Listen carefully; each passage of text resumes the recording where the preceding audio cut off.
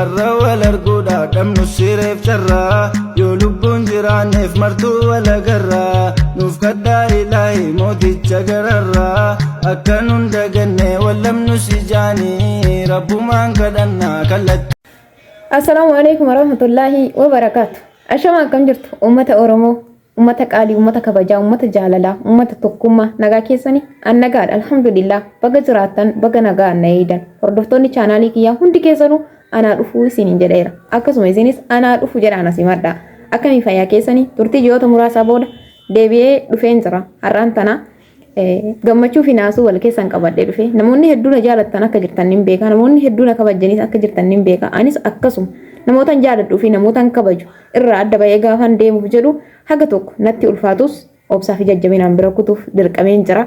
Kanaaf hundi keessanuu warroonni chaanaalii kiyyaaf haaraa taatan subscribe gochuun maatii kiyya ta'a. Warroonni maatii kiyya taatan ammoo laayikii, koomentii fi sheer gochuudhaan na jajjabeessaa isiniin jedha. Har'aan tana wantiin qabadhee dhufe sooshaal miidiyaa kana haga wajjin fayyadamaa turre keessatti namoonni ni mufachiisee fi namoonni na mufachiisan hedduun ni jiran ni beeyna wal beeyna.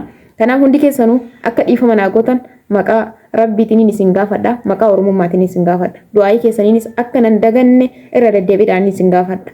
Ammaan tana fuulli kiyya gara Oromiyaa deebi'ee waan jiruuf hundi keessanuu du'aayii keessaniin akka nan daganne na cinaa daawwadhaa.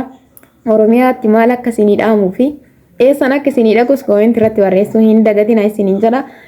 Sababni gala kiyyaa kan ta'e ammoo walitti bu'iinsa maatii bira jiru irraa kan ka'e yeroo muraasaaf xiqqoo bilbila illee harkaa fuudhanii onlaayinii irraa badeen ture namoonni tokko tokko ni beeytanii.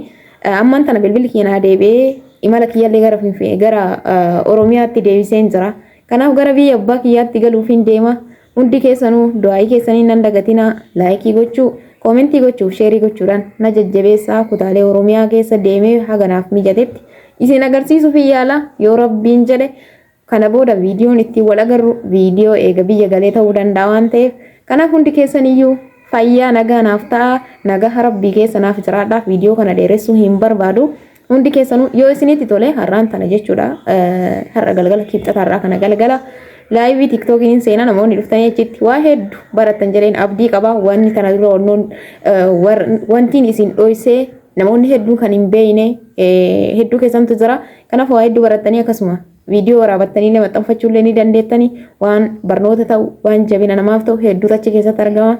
Kanaaf laayivii irra dhufuu hin dagatinaa isin jira. Tiktookiin kiyya maqama yuutuubii kiyyaatiin jira.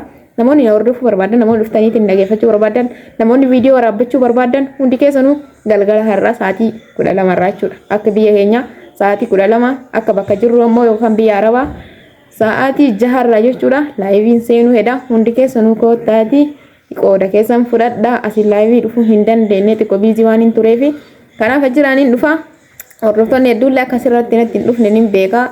Karaa tiktookii kana namni heddummaata. Ammoo faamilii harka caalaa kaniin hore karaa tiktookii kana.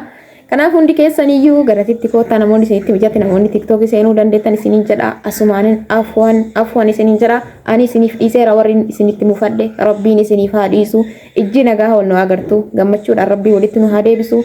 Kabajaa fi jaalala guddaan isinii qaba ummata Oromoo, ummata kabajaa, ummata jaalala. Hordoftoota kiyya hunda keessanuu onni irraa isin jaaladha. Nagaan naa tura. Har'a wal arguudha dhabnu sireef carraa yoo lubbuun jiraanneef martuu wal agarraa nuuf kadhaa ilaahi mooticha gararraa akka nun dagannee wallamnu si jaanii rabbumaan kadhannaa kallattii.